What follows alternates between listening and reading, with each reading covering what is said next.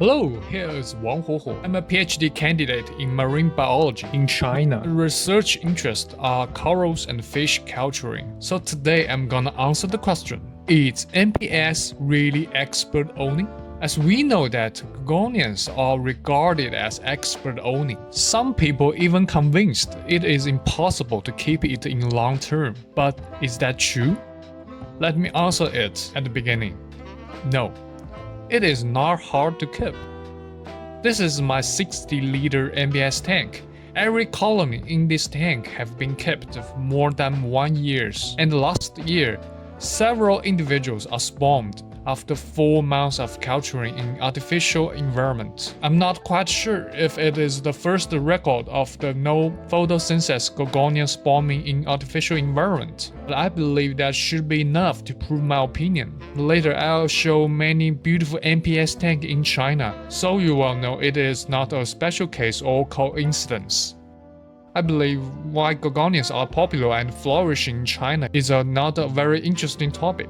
But first, let's trace back how expert keeping the sea fans. It goes without saying that feeding them to appetite is crucial when there are lack of symbiont algae.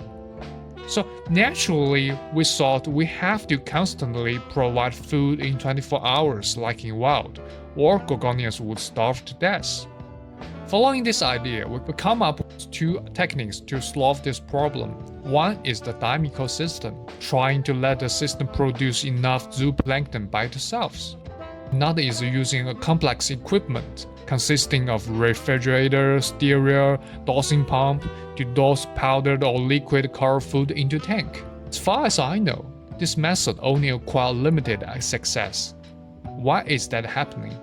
After long times of failing, now I'm pretty sure it is because the whole idea is wrong. The key is how feed them effectively rather than feed them constantly. Or you can say total amount is way more important than frequency. So you can see why the 2 method is not working good.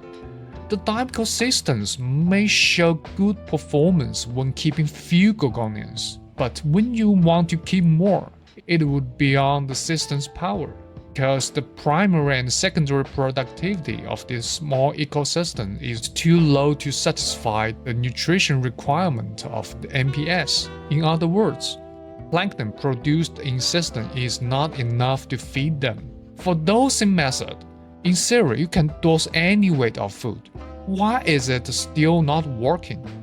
The magic is efficiency. Why stony corals could uptake suspended particle easily? Because it is covered by silica and mucus. These components working together transporting the food into mouth. But for Gogonians, lack of mucus makes the sea fans could not capture small particles or nanoplankton efficiently. Previous studies also showed that conclusion. Meanwhile, this process also means the more you feed, the worse the water quality would be, since the majority of food directly transferred to contaminations rather than being eaten. So after all, is there perfect food for NPS? The answer is newly hatched Artemia napoli. Yes, I know many guys have tried brine shrimp but still not work. But the real magic is quantity. A small 60-liter NPS tank like mine consumes 6 to 8 grams of Artemia resting egg every day. In such amount of food, feeding once or twice per day is totally adequate. If it's not testing by myself, I may not believe such a number either. After enough feeding, we are not just could keep it alive, but also growing. Some species rapidly. This is some records of my sea fans growth. Red arrows shows the end tips of every branch when they arrived. One of my friends even take a time lapse of sea fans growth. Can you imagine that before? So let me explain why live brine shrimp napoli is a perfect food. First, right size. As I said, small food are very hard to feed them appetite. Oversized food is also hard to catch. but in same size. Live copepods escaped too fast, like launching. So I observed Gorgonia shows no preference of copepods compared to Artemia. For brine shrimp Napoli, the just right struggle reactions could stimulate the interest of capture of polyps. All this makes Artemia Napoli could be eaten by sea fans rapidly. In a high-density NPS tank, no matter how many Artemia you added, it would be eaten up in half to 1 hour. No one would be wasted. Second, live food. Live rotifer and copepods also got this advantage. Live food doesn't contaminate water quality immediately. One thing you must know, frozen Artemia or rotifer or copepods are completely different things. The frozen food is not just losing the majority of nutrition. What's worse, these nutrition would run off into water and have no chance to be absorbed. Large amounts of frozen food are disaster for water quality. On the contrary, live Artemia Napoli is a very low impact on that. This makes the water change 1 or 2 times a month under very heavy feeding stress is possible. Although I said live copepods, rotifers, Artemia are all good food, but copepods and rotifers need more time to take care of them. And since the large amount of live food is needed, you have to take lots of space and efforts to produce them. Originally, I thought copepods is worth producing since it could be the natural food in wild.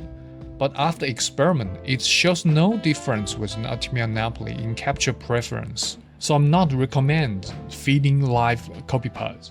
In addition to this, bright orange color is a very important advantage of Artemia Napoli. Yes, no joking. The vivid color makes you easy to observe if they capture enough food in every polyp. Most of polyps are full of orange is the signal of had their food. Recent research shows abilities of coral transporting nutrients between polyps is stronger than we thought. For sure, this ability is still limited in near polyps, so it is not necessary to guarantee every single polyp are starved. One last thing I have to mention, shallow dish or in-tank incubator is not suitable for hatching such a large amount of Artemia. Large version of IR-filled incubator is only choice. 3 to 4 grams of Artemia eggs need 1 liter of water to hatch. Higher density may cause failure, since the hatching process produces lots of contamination. This also means you must use a sieve to separate Napoli from water instead of directly add whole hatching media into tank. Though you may also realize even in-tank incubator could produce enough Napoli, it is still not a good choice. Take some time to hatching Artemia are necessary labor. One of my friends used cold chamber to delay growth of Napoli. So he just need to hatch Artemia 2 to 3 times per week. But this method only works for small tank unless you have a really large freezer. So here's my explanation of why Artemia Napoli is ideal food for Gorgonias. If you guys like this video, please subscribe this channel. I'll make next issue about culturing system of Gorgonias, and I'll bring more of my research on corals, or my maxed 1000 gallons of NPS tank, or this hobby in China, or whatever you like. Just remember subscribe and like button. Thank you.